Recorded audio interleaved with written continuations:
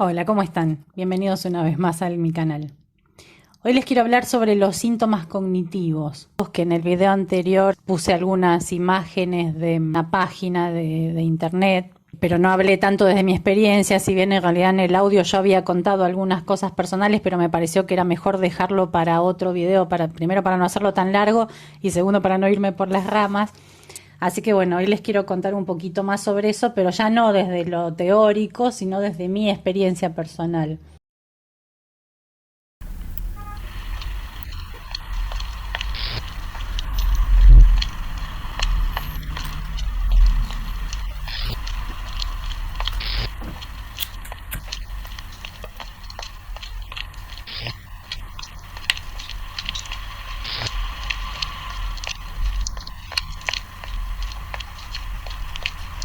Bueno, les cuento una cosa al margen, que yo normalmente cuando, bueno, tengo armadito como un listado de temas de los que tengo ganas de hablar, y después cada vez que me pongo con uno de los temas, siempre me parece que el video va a ser corto y que no voy a tener mucho para decir, hasta que me siento a armar el guión de lo que quiero decir, de todo lo que quiero decir, y termino dándome cuenta de que me va a llevar un montón de tiempo. Y cuando grabo los audios me quedan audios larguísimos que después los tengo que recortar para que el video no dure 25 minutos, para que quede más corto. Y bueno, y en este caso que creí que iba a ser muy cortito, que iba a mencionar algunas cosas sueltas, realmente es mucho lo que tengo para decir sobre esto, así que me parece que voy a hacer dos videos. No estoy segura todavía, pero probablemente este video sea la primera parte y meta en el próximo todo lo demás, porque va a ser largo. Hoy les voy a contar sobre el primer síntoma que sentí yo en relación a lo cognitivo, que era una cierta pérdida de la memoria.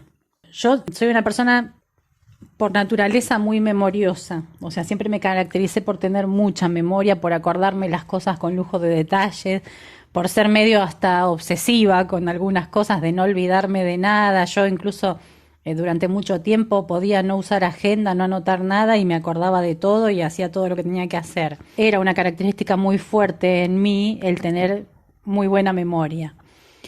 Yo empecé a notar enseguida, a los poquitos meses después del diagnóstico, que ya mi memoria no era como antes.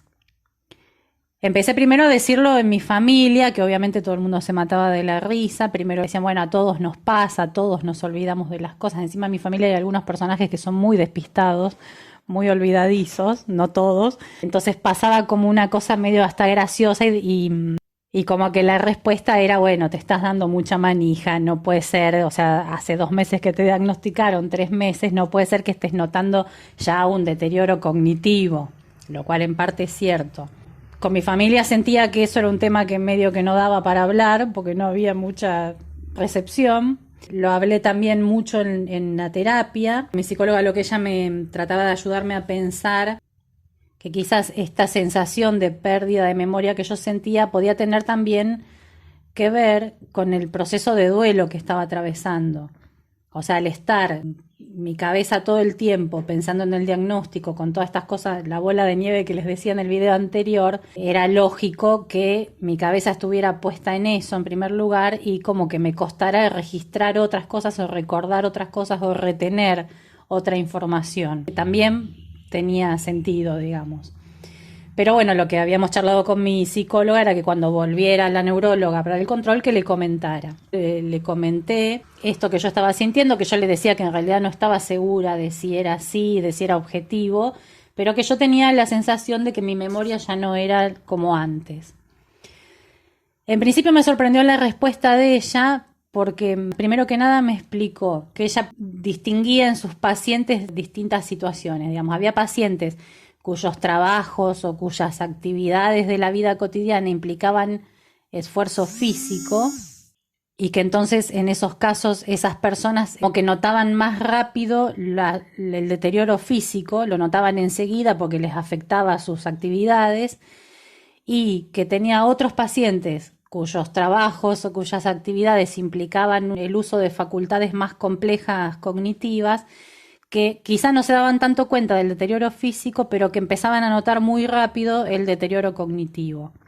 Y que entonces ella decía que, digamos, por mi actividad, no era raro que hubiera realmente cosas y que yo las notara rápido justamente por eso, porque eran lo que usaba todo el tiempo para trabajar, eran las facultades cognitivas. Por ejemplo, en mi caso particular, el tener que estar en un lugar mirando todo al mismo tiempo y reteniendo información, ir anotando pero también ir reteniendo en la mente información de lo que uno va viendo, el tener una capacidad de atención grande porque quizás vos estás relevando un dato de algo que tenés escrito y tenés una persona que te está hablando de otra cosa y tenés que poder responder a las dos, o sea, poder escuchar y responderle a la persona que te está hablando y poder al mismo tiempo registrar el dato que estás viendo. Era una actividad también que implicaba hacer cálculos, por ejemplo, una carga de fuego implica hacer cálculos, cosas de ese tipo, en donde uno podía notar más rápido que otra persona que quizás su trabajo le implica más actividad física que cognitiva, uno lo veía más rápido. Y que entonces ella no descartaba que pudiera ser real lo que yo estaba sintiendo, pero que obviamente no podíamos estar seguros de que hubiera un deterioro cognitivo porque no teníamos datos objetivos previos. O sea, yo, si bien alguna vez, en alguna ocasión me habían hecho un test de inteligencia y esas cosas, pero los criterios eran totalmente distintos a los que se usan en este caso para analizar el deterioro cognitivo. Entonces no teníamos datos de cómo estaba yo antes, pero lo que ella me propuso era hacer un estudio, derivarme a una neuropsicóloga para hacer un estudio para definir objetivamente cómo estaba yo en ese momento. Y ya tener una herramienta, un documento para poder comparar en el futuro a medida que yo siguiera notando cambios. Así que bueno, eso fue lo que hicimos. Contacté con esta neuropsicóloga, me hizo un montón de estudios, en realidad estuve unas cuantas horas con ella, que me hizo hacer ejercicios de todo tipo. Ella me explicaba lo que tenía que hacer, no me explicaba qué era lo que se estaba evaluando en cada ejercicio, pero de algunos yo me podía dar cuenta, digamos que algunos apuntaban a la memoria, otros apuntaban a la capacidad de atención, pues había otros que tenían que ver con el lenguaje, con lo lingüístico. Y después yo noté también en esos ejercicios que algunos apuntaban a evaluar si había alguna cosa media de depresión.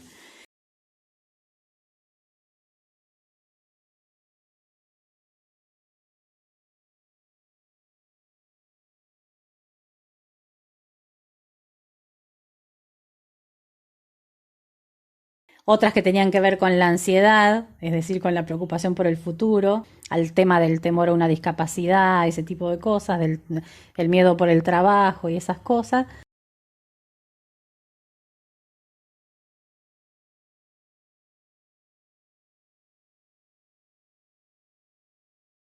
A los pocos días me envían los resultados por mail. Yo al mirar los resultados veo que estaban todos bien, o sea, todas las facultades cognitivas estaban dentro de los parámetros normales, lo que provocó en mi familia que todo el mundo se cagara de risa como diciendo, viste, que no era nada, no tenías nada, no pasaba nada, está todo bien. Lo cual obviamente también en su momento me enojó un poco, me molestó un poco.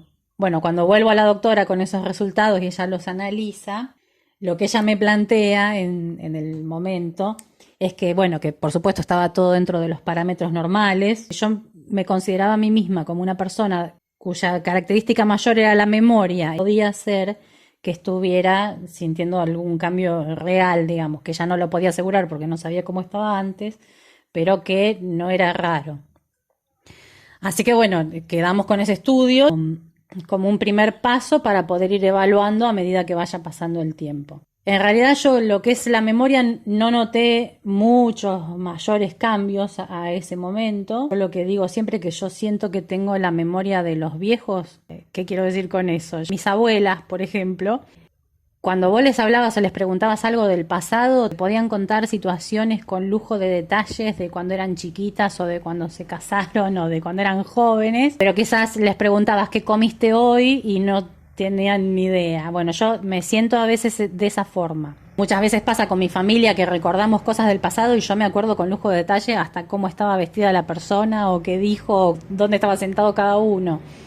Pero me preguntas a dónde fuiste hoy, qué lugar visitaste hoy y no me acuerdo. Tengo que mirar en la agenda porque no me acuerdo. Eso lo sigo sintiendo, que quizás en el principio sí estuvo un poquito más exacerbado por el tema del duelo, de estar con la cabeza en eso todo el tiempo, pero igual yo sigo notando eso. Y después hay otras cosas también relacionadas con lo cognitivo, que algunas son cotidianas o frecuentes y otras fueron episodios puntuales que tuve en determinados momentos.